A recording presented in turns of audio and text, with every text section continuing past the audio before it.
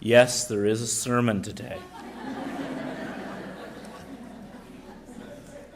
Despite the theme of the sermon being more egalitarian leadership, I'm not throwing out sermons altogether.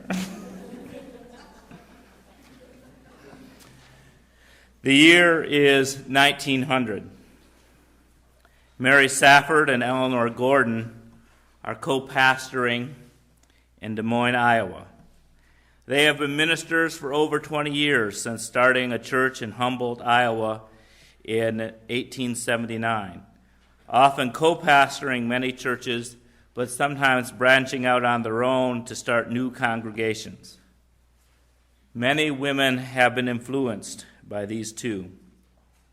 Carolyn Bartlett Crane, from their hometown, ministered in Kalamazoo, Michigan from 1889 to 1896, and she's retired from the ministry since getting married and has gone to work in public health.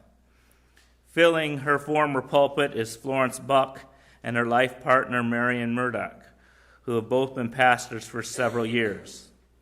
Mary Edith Colson, another woman raised in the Humboldt Church, had her own parish in rural Iowa. Ida Hulton, a former neighbor of Mary Safford and Eleanor Gordon, preached in Moline, Illinois from 1891 to 1898, and then took pulpits in Massachusetts. Celia Parker Woolley had a church in Chicago, and Estelle Patton from Syracuse was graduating from Meadville Seminary and anxious to go to Iowa, where ministerial opportunities waited. What was happening in Midwestern Unitarianism that so many women were entering the ministry and building congregations? According to Cynthia Grant Tucker, author of Prophetic, Sisterhood, the problem was twofold. Harvard-educated preachers from the East did not want to take lower-paying jobs in the Midwest, and those that did come were not well received because their sermons tended to be over-intellectual and theologically conservative. For under the leadership of Jenkin Lloyd Jones, the Western Conference of Unitarianism advocated free religion that moved beyond the bonds of traditional Christianity. And this freedom also encouraged more women to seek the ministry as a profession. Safford founded no less than 15 churches and rescued several more through her recruitment and training of women ministers. These churches were self-funding, for churches in the Western Conference strove to be as independent as possible from the leadership in Boston. The feminist ministers saw the church as more relational and less based on authority. As Safford summed it up in a talk to her colleagues on liberal religious leadership, their mission as pastors and feminists must be a ministry that emerged from an understanding of God as the harmonizing power that worked towards a larger state of love in communities, families, and friendships. A harmonizing power. Think of what that could mean. What if God were not conceived as a king, but as a harmonizing power? Religious relationships would not be trying to make another submit to your will, but rather working towards a relationship of mutual understanding. But mutual understanding was not in the minds of the Boston leadership. Samuel Eliot, the head of the American Unitarian Association, advocated for a manlier ministry. And eventually, Mary Safford's influence in the West grew that she became the Western Conference's representative in Boston on the board. And her relationship with Eliot was acrimonious at best, for he resisted the idea of women in the pulpit. And she responded by saying, "Strong men are not afraid to work with women ministers." Nevertheless, as the AUA centralized its power, the influence of the Western Conference was diminished. And from 1906 to 1917, no women were brought into the active Unitarian ministry. And many of the women that wanted new pulpits from the Iowa Sisterhood were found it too difficult to find new churches where they could go to. And so many of them moved to areas of social reform, became active in such things as Hull House and the Frederick Douglass Center in Chicago's poorer neighborhoods. Others quit and worked full-time for women's suffrage. By 1914, Safford had been retired for 2 years, and only 4 of the Iowa Sisterhood remained in the pulpit. And their parishes were in Chicago, Massachusetts, New Jersey, and Orlando, Florida. Thus, distance as well as dwindling numbers prevented further organization. Regarding female ministers, the late 19th century is something this denomination can be proud of. The early 20th century is a source of shame. But now, as we're in the early 21st century, there are more women ministers in the Unitarian Universalist Association than men. How did we get here? At the UUA General Assembly in 1998, Reverend Helen Lutton Cohen gave the following analysis. Nationwide, in all denominations, in 1910 there were 685 women clergy in the U.S. By 1950, that had raised tenfold to 6,824. And in 1993, over 11% of U.S. clergy were women. In the UUA, in 1957, there were 9 female ministers out of 538. By 1968, there were 21 out of 761, a rousing 2.6%. Even as recently as 1978, there was 57 female ministers out of 916. 1988, the numbers are beginning to grow to 276 out of 1,100. And in 1999, according to the New York Times, it was within the Unitarian Universalist Association, historically the nation's most liberal religious body, that the process has moved the furthest. The association will soon announce that for the first time, women outnumber men among its active clergy members, making up 51% of the total. Now, the ironic twist is that in the 19th century, women were in the forefront of the movement to reject traditional theism. When we think of the time between 1978, when only 57 female ministers, to now when there's over 500 female ministers, we've seen the opposite happen in our denomination, where there has been a reopening of explorations of theology. The late 20th century, feminist theology and neo-paganism has reopened this discussion about theism in Unitarian Universalism. UU congregations that had almost banished the word God from their midst soon were discussing the goddess. What does it mean to have gender balance among our clergy? The 2 longest ministries in this congregation have been women. But in the history that I have heard in bits and snippets, each woman and man who have filled this pulpit have had distinct personalities. There have been women who are strong, opinionated leaders. I've heard some say dominating. There were men who were less cooperative and less hierarchical and collaborative. And there's been a range in between because these people were individuals.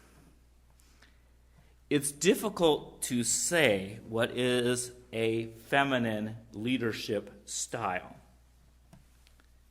Condoleezza Rice and Margaret Thatcher do not strike me as nurturing, motherly types.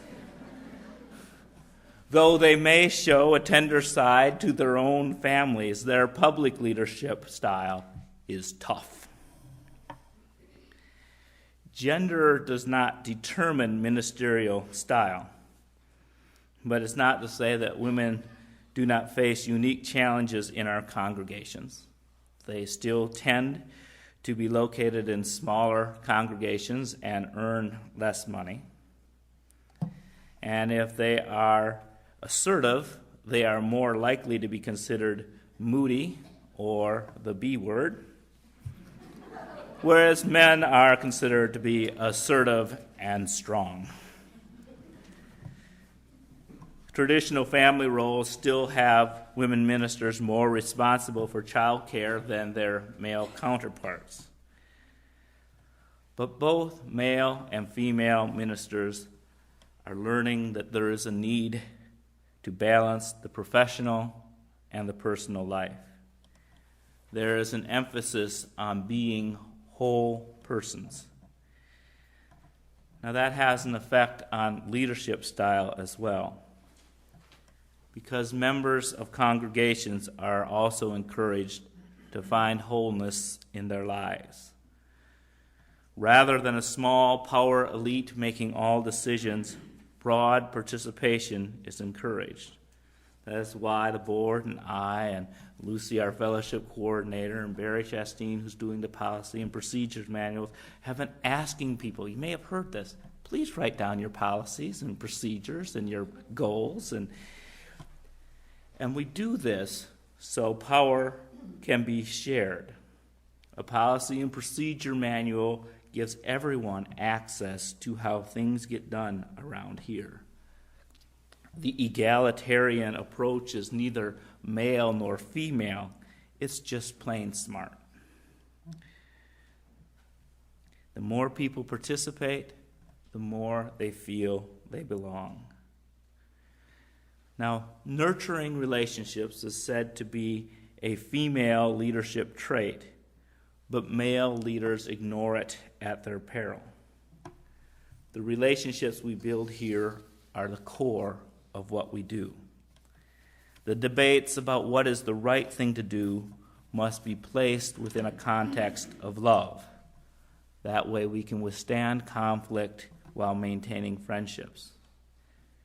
Universalist pioneer Jose Belu wrote, "If we agree in love, there is no disagreement that can do us any injury.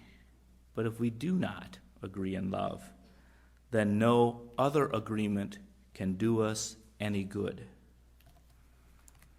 Now here is a 19th century, turn of the 19th century man sounding very much like a leader who is valuing relationships over authority of what is right and wrong.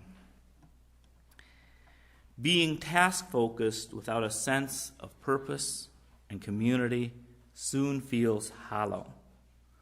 The relationships we build here give us courage to go out in the world to do our best. And I was just thinking, with the children coming up here, that we're going to be filling out some bags and buying some shampoo, which is vital for that project. But just the power of seeing these young people learning to give, and they're getting that here, is what we're really about. More about that than buying toothpaste and shampoo. We're about building a community where people can grow and develop in their sense of giving back. Authoritarian rule seems efficient at first. The boss says jump, and we ask how high. But it only works if there is a real or perceived threat. Dictators have the threat of violence, and a CEO can make you lose your job and your income. But what threat does a minister carry? Some may convince you that your eternal soul is in jeopardy, but that has not been a successful strategy in UU congregations. The collaborative, empowering style of leadership is the only possible way.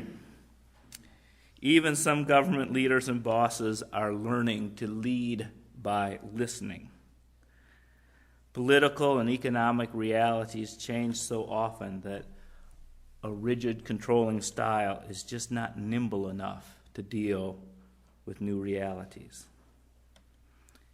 Is this the feminization of leadership, or just merely the progression of humanity to rely less on brute force and bullying and find power in the gifts of others and share that power?